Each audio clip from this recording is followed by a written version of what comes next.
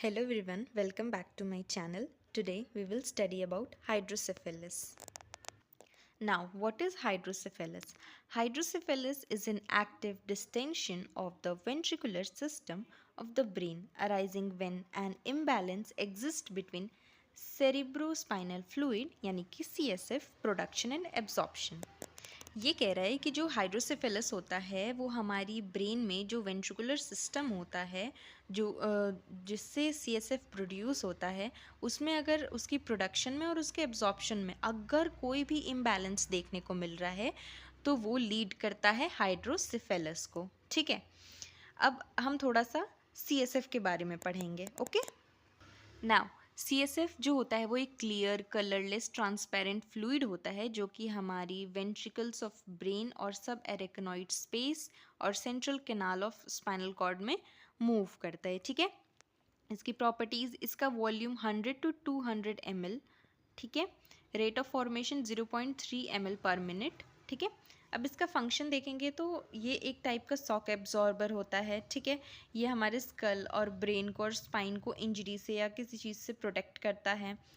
इसका जो nutrient provide करता है, ठीक है, रिमूव करता है टॉक्सिन्स को हमारे ब्रेन से और हमारा इंट्राक्रेनियल प्रेशर मेंटेन करके रखता है।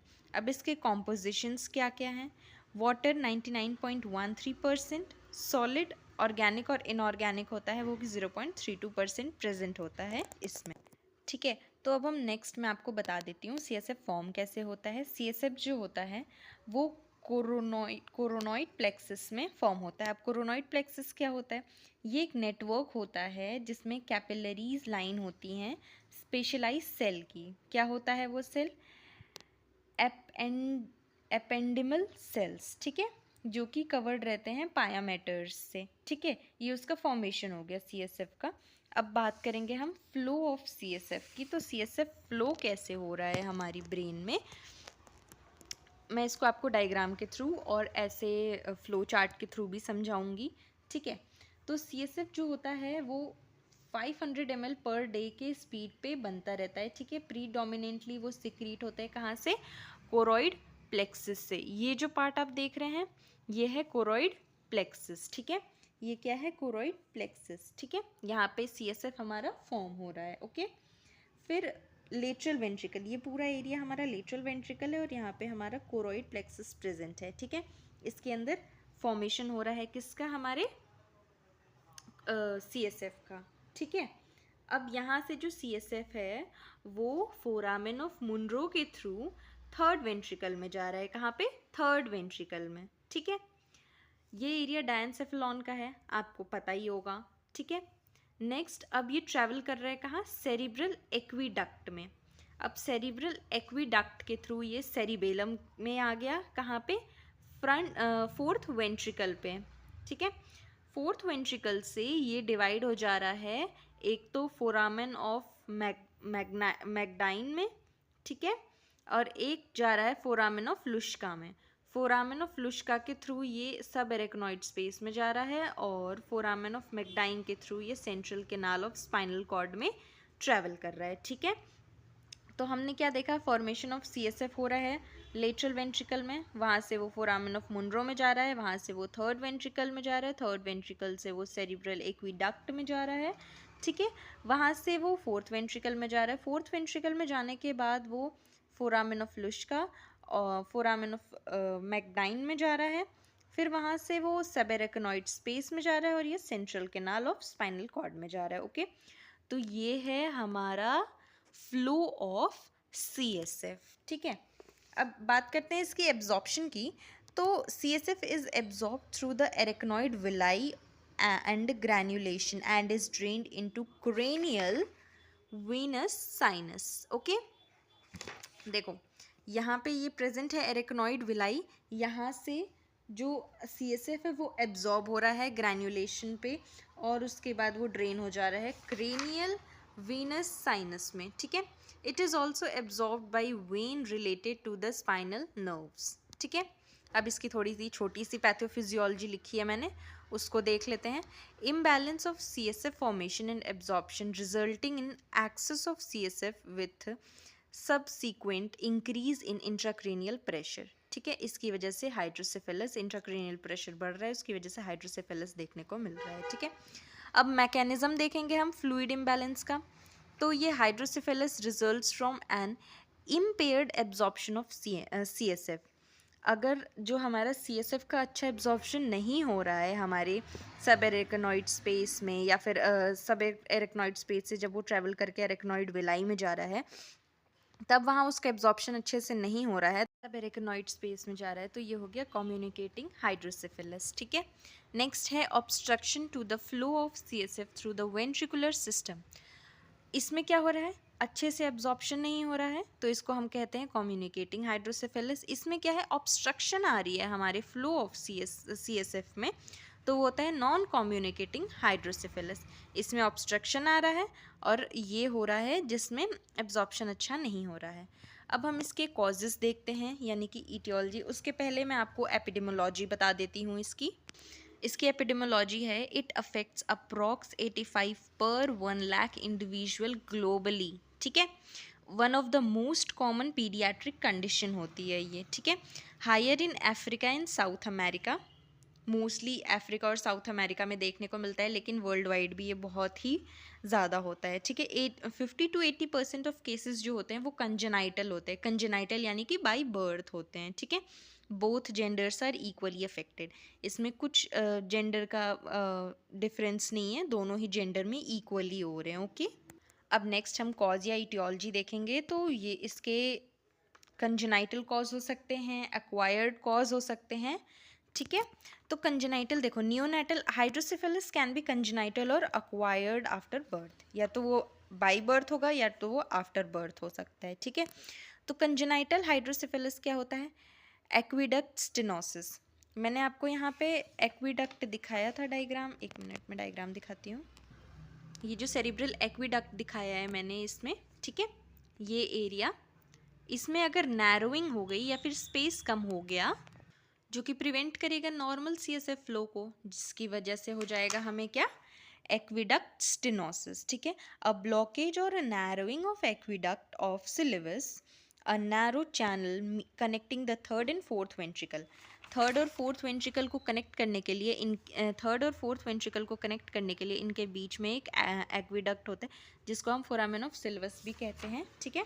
वहाँ पे अगर नैरोइंग देखने को मिल रही है, ठीक है, तो उसकी वजह से हमें क्या होगा, CSF फ्लो में प्रिवेंट करने लगेगा नॉर्मल CSF फ्लो को। ठीक है। जिसकी वजह से एक्विडक्ट स्टेनोसिस हो सकता है। अब बात करेंगे चियारी माल फॉर्मेशन की। चियारी माल फॉर्मेशन स्ट्रक्चरल डिफेक्ट, टॉन्सिल होते हैं, अभी स्क्रीन पे डिस्प्ले हो रहा है। ये जो टॉन्सिल हैं, ये सेरिब्रल टॉन्सिल, ये ज़्यादा ही एक्सटेंड हो जा रहे हैं ना, देख रहे हैं आप लोग स्क्रीन पे, ज़्यादा ही एक्सटेंड हो जा रहा है, जिसकी वजह से हमें चियारी माल फॉर्मेशन देखने को मिल रही है, जिसकी वजह से जो हमारा सेरिबेलम है वो प्रोट्यूड हो रहा है। ठीक है। उसकी वजह से आप देख रहे हो एनलार्ज हेड देखने को मिल रहा है इसमें। ठीक है। तो ये होता है चियारी माल फॉर्मेशन।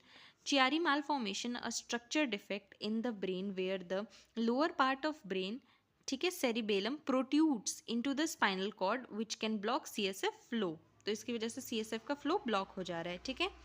नेक्स्ट बात करते हैं स्पाइना बाइफिडा की। A neural tube defect that can lead to hydrocephalus, often due to abnormal development of spinal cord and brain.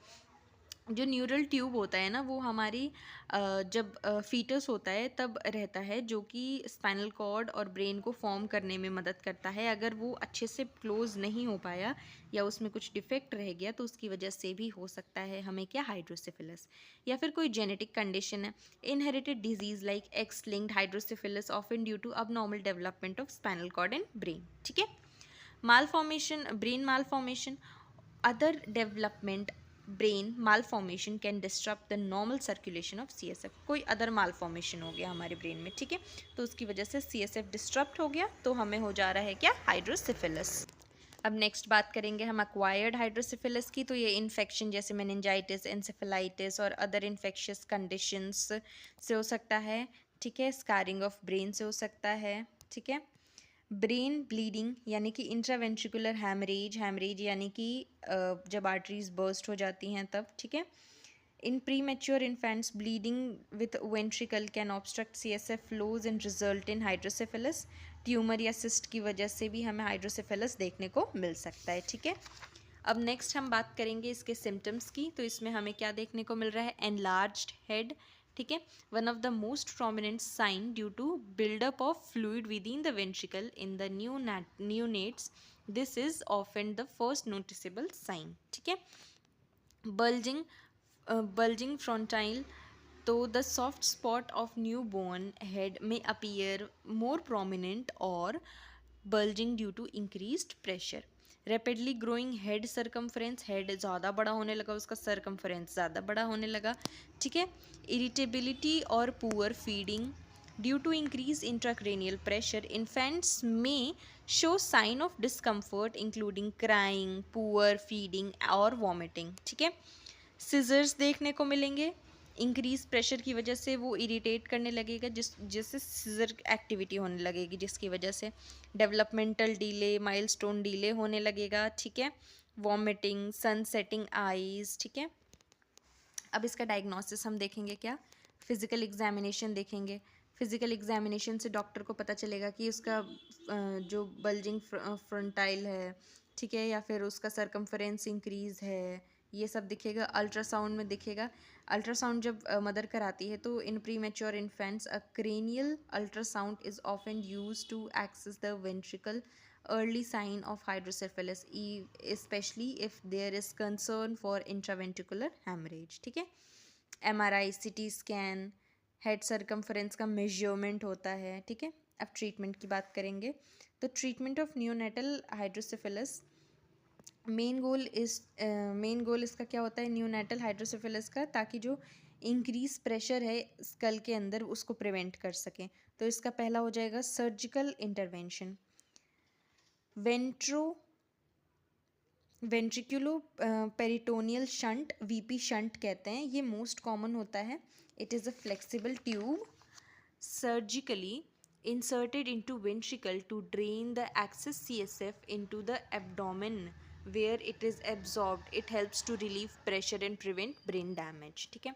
ये शंट होता है, इससे हम ड्रेन कर लेंगे एक्सेस CSF को और फिर एब्डोमेन में उसको रिलीव कर देंगे, जहाँ से वो एब्जॉर्ब हो जाए अच्छे से, ठीक है। Management and underlying causes, if hydrocephalus is caused by an infection such as meningitis, तो उसके लिए antibiotics, antiviral medicine may be use, ठीक है। In cases of intraventricular haemorrhage और brain malformation, additional treatment और सर्जरीज में बी नीडेड, ठीक है। Prognosis देखेंगे इसका। तो द प्रोग्नोसिस और neonatal hydrocephalus depends on the several factor including the underlying cause, the severity of condition, how early it is diagnosed और how well the treatment is manage, ठीक है। अब जो मैंने आपको ये वाला अक्वायर्ड का बताया था ना, यहाँ पे अक्वायर्ड हाइड्रोसेफेलस, मैं इसका एक और छोटा सा पार्ट बताती हूँ। जो अक्वायर्ड हाइड्रोसिफिलिस है ना, उसमें हम नॉर्मल प्रेशर हाइड्रोसिफिलिस NPH भी देखने को मिलता है, जो कि 50 ईयर्स से ओल्डर लोगों में देखने को मिल सकता है। ये अक्वायर्ड होगा, ठीक है। So that's all for today's video. Please do come visit my channel and I also have an Instagram account with the same name. Please do come visit and like, share and subscribe. That's all. Thank you very much, everyone.